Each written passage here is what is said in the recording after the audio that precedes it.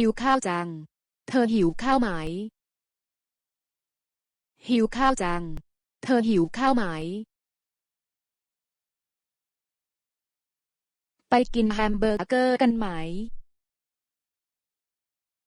ไปกินแฮมเบอร์เกอร์กันไหม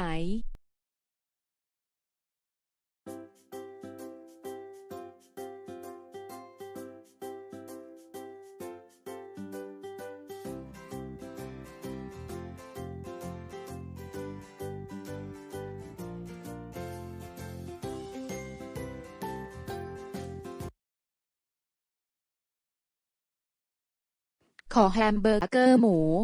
กับน้ำเปล่าค่ะขอแฮมเบอร์เกอร์หมูกับน้ำเปล่าค่ะขอแฮมเบอร์เกอร์ปลามันฝรั่งทอดกับเป๊ปซี่ค่ะขอแฮมเบอร์เกอร์ปลามันฝรั่งทอดกับเป๊ปซี่ค่ะรอ5 นาทีครับขอบคุณครับรอ5 นาทีครับขอบคุณครับ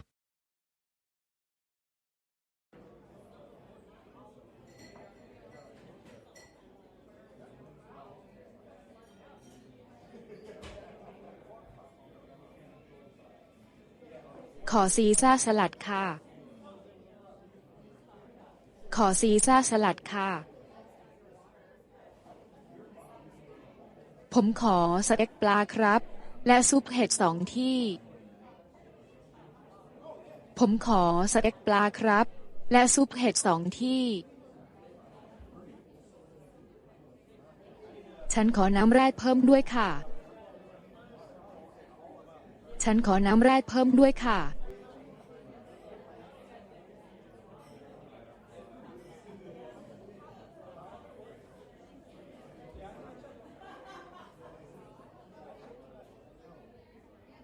อาหารเป็นยังไงบ้างคะอาหารเป็นยังไงบ้างคะผมคิดว่าอร่อยดีนะคุณจะเอาอะไรเพิ่มไหมครับผมคิดว่าอร่อยดีนะคุณจะเอาอะไรเพิ่มไหมครับ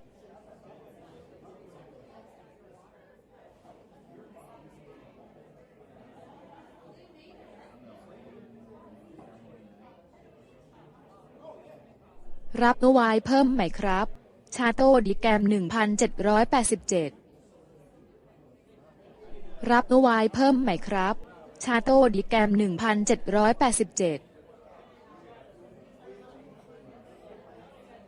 ไม่ครับขอเป็นของหวานดีกว่าไม่ครับขอเป็นของหวานดีกว่า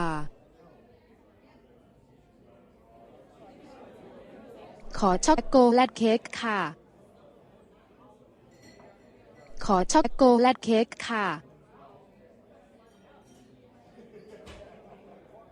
ผมขอชาเพิ่มด้วยครับผมขอชาเพิ่มด้วยครับ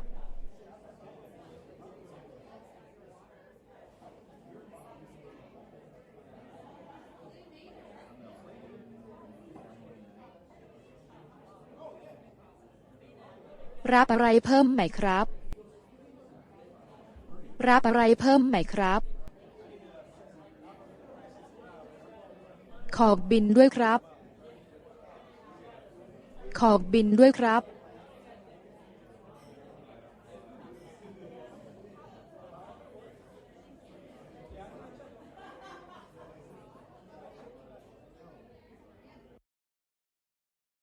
กรุณาเร็วเร็วกรุณาเร็วเร็วกรุณาวิ่งช้าๆกรุณาวิ่งช้าๆกรุณาเดินเร็วๆกรุณาเดินเร็ว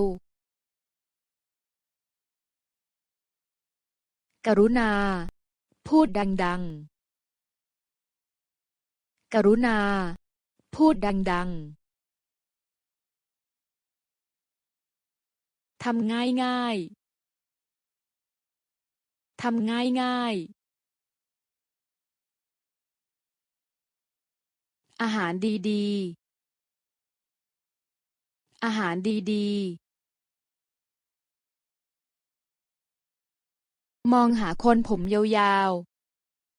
ๆมองหาคนผมยาวๆล้างผลไม้เบาๆล้างผลไม้เบา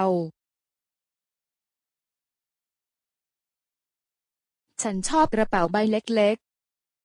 ๆฉันชอบกระเป๋าใบเล็กๆวันนี้เหนื่อยมากๆวันนี้เหนื่อยมากๆ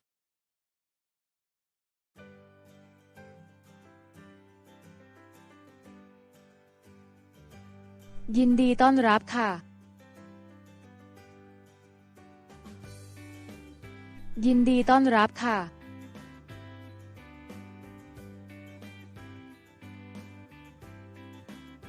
เดือนนี้มีคอลเลกชันใหม่นะคะ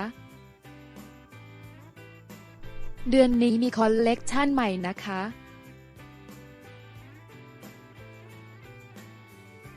ขอดูหน่อยนะคะขอดูหน่อยนะคะแบบนี้มีสีอื่นไหมคะแบบนี้มีสีอื่นไหมคะแบบนี้ตอนนี้เหลือสีชมพูสีเดียวค่ะแบบนี้ตอนนี้เหลือสีชมพูสีเดียวค่ะขอลองนะคะขอลองนะคะกางเกงตัวนี้ราคาเท่าไหร่คะกางเกงตัวนี้ราคาเท่าไหร่คะ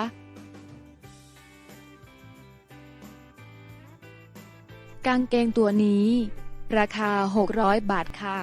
ราคานี้ลดแล้ว 50%กางเกงตัวนี้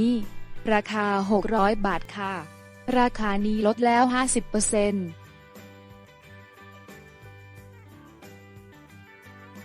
ทั้งหมด 2,000 บาทค่ะทั้งหมด 2,000 บาทค่ะเงินทอนและใบเสร็จค่ะเงินทอนและใบเสร็จค่ะ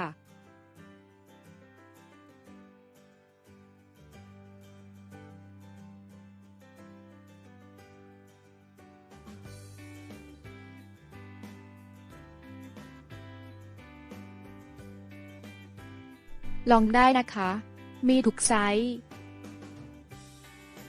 ลองได้นะคะมีทุกไซส์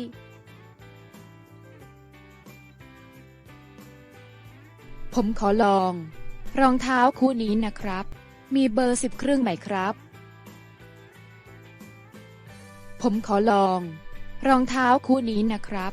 มีเบอร์10 ครึ่งไหมครับผมขอลองเสื้อสูทตัวนี้ด้วยครับผมขอลองเสื้อสูทตัวนี้ด้วยครับ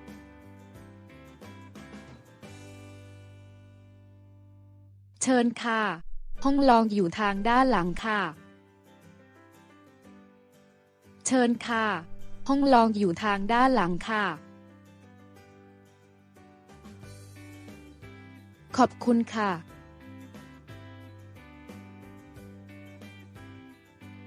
ขอบคุณค่ะ